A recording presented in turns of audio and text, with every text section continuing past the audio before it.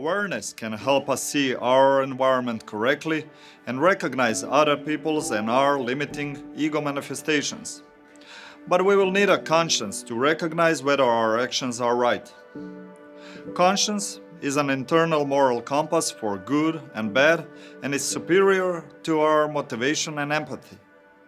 This is what guides us to behave truthfully towards others and ourselves. Conscience obliges us to follow the truth and always do what is right.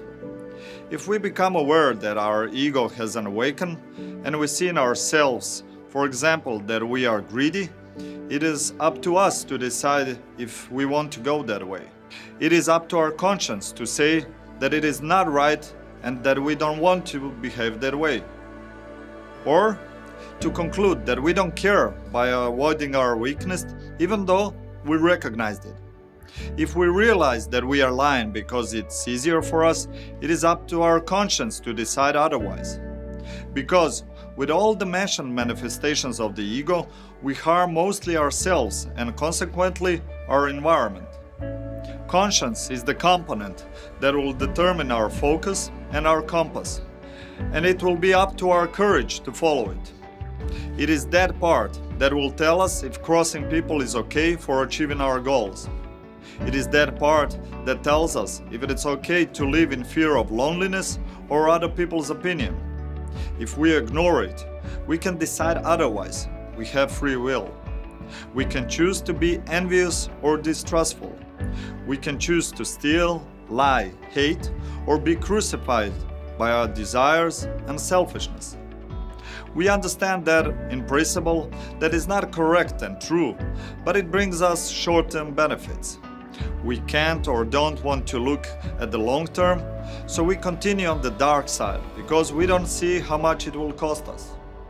That's why, let's carefully nurture our conscience and its subordinate, motivation and empathy. The most important component of our emotional intelligence is motivation, because it defines our path and maturity. If our motivation is defined by fear, we go the wrong way, away from the truth and into the suffering. If our motivation is defined by selflessness, that is love, that is halfway between selfishness to others and ourselves, we can say that we are following the truth and thus silencing the ego. In order to become aware of our motivation and therefore maturity, it is necessary to conduct self-examination using a simple technique, asking a question why for everything we think, feel, say and do. We will get an honest answer by looking deep within ourselves, whether we are motivated by ego or love, fear or selflessness. Although it may seem the same, it is diametrically opposite. Why do I insist so much on work? Why are the things that are important to me important? Why do I get so angry and resentful? Why do I get attached to ideas? Why am I in a relationship where there is no love? And the answers will show us what exactly motivates us. An aggressive ego can motivate us to stand out, impose ourselves and satisfy our needs. It's fine if we went that way, but it's a challenge if we haven't comprehended it yet. We continue to look for motivation in that same experience instead of looking for new experiences. That's why we were given life. But this requires dedicated changes and a serious exit from the comfort zone. Therefore, let's compete against ourselves, not against others. Others are irrelevant. They are only here to give us the scenery of life, as we give them. Like the aggressive ego, the passive ego in people is defined by fear again. In the case of passive ego, the same fear causes a lack of motivation, ideas, and reluctance. Even if it has a motivation, the passive ego loves the familiar, even if it's wrong and bad for itself. Because of fear of change, it prefers to choose the familiar, even if it's bad. On the other hand, people with balanced love for themselves and others are motivated by selflessness and live and create in freedom and peace without the need to prove and explain. And it is unbelievable how much selflessness and the resulting freedom and peace can motivate. Nothing motivates more than love. Every sentence and creation of this serial is motivated by love and pure gratitude. Because you can only live love, not experience it. Life in love means creation and sharing. That our desires come from creation of any kind, business and private. This concept is known as intrinsic motivation. It comes from ourselves, and it's not conditioned by external factors. Most important, it doesn't matter what we do, only why do we do it. It will define our whole life. For example, a personal trainer who enjoys working out and is passionate about helping others, or a trainer who works out to build his physical personality and satisfies his ego, opens their gyms and tries to attract clients. They do the same thing, just for a different motive. Which of these two trainers would you go to train with? Who do you think life will help achieve their goals, and who will be lucky? Therefore, there is no problem with financial and business success. On the contrary, it is necessary, but it must be a consequence, not a motive to our creation. Motive has to be selflessness. We said that it is the shortest way to fulfilling the meaning of life and consequent clarity. That is why it is now important to explain exactly what selflessness means. Selfishness is me or you. Selflessness is we. Aggressive ego deals only with what is important to him. There is constant me in the air. Passive ego never deals with himself, only with the others, and that is why you is always present. Selflessness thinks always on everybody, including himself. It is we that matter. And from the outside, it seems as we are just giving and neglecting ourselves. Wrong. We get the reward, but from within. So it is considered that there is no reward. That is why people are not attracted to selflessness and altruism, because it's like great, but there is no reward for it.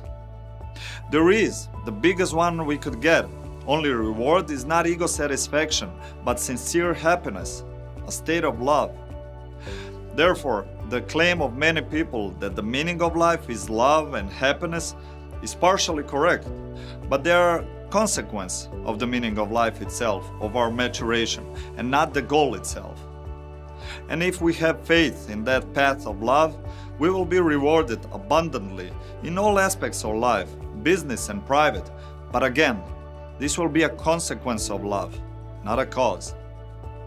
We must follow the same logic when making decisions, sometimes based on limited informations. Again, we just need to follow the truth. And the truth is that our decision must be based on selflessness to be right for everyone, including ourselves who are making the decision. It sounds so simple, but it is so powerful and true. What happens after that doesn't even matter. We should let go of our need for control. Except motivation, empathy is also an integral part of conscience.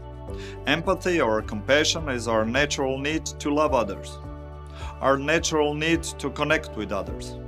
Because love connects and ego separates. Empathy is natural to us as our ego. It is the other side of the same coin. And by sympathizing with others, we sympathize with ourselves. And by loving others, we love ourselves. And that mantra stems from the deep connection of all people.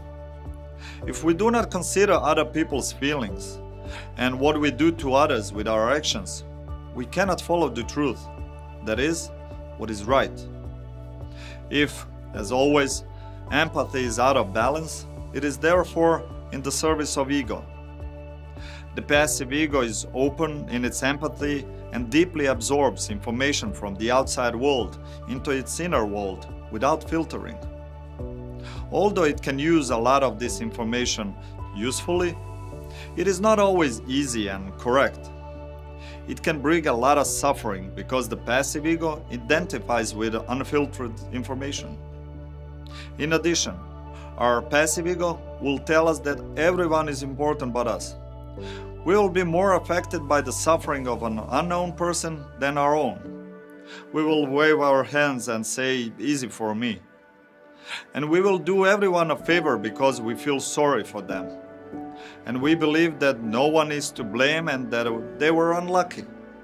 We will often help this luckier than us because we think that one should always help. And we will repeat everything again because we are like that. Our empathy, driven by passive ego, will prevent us from critical thinking and wisdom. On the other hand, the aggressive ego is completely closed to the reception of any information to its inner world, even the useful ones that will allow it to connect with others and feel and achieve unity. Of course, too little empathy of the aggressive ego implies too little love for others and is wrong in itself. Why should we think of others when others don't think of us? Why should we think of others when we have our problems? That is exactly why we have the problems. But empathy, like everything in maturity, has a place in the middle where harmony and balance rules. On the one hand, we must leave open the way to our inner world, but to filtered and harmless information, that is, information that comes only from love, not from the ego.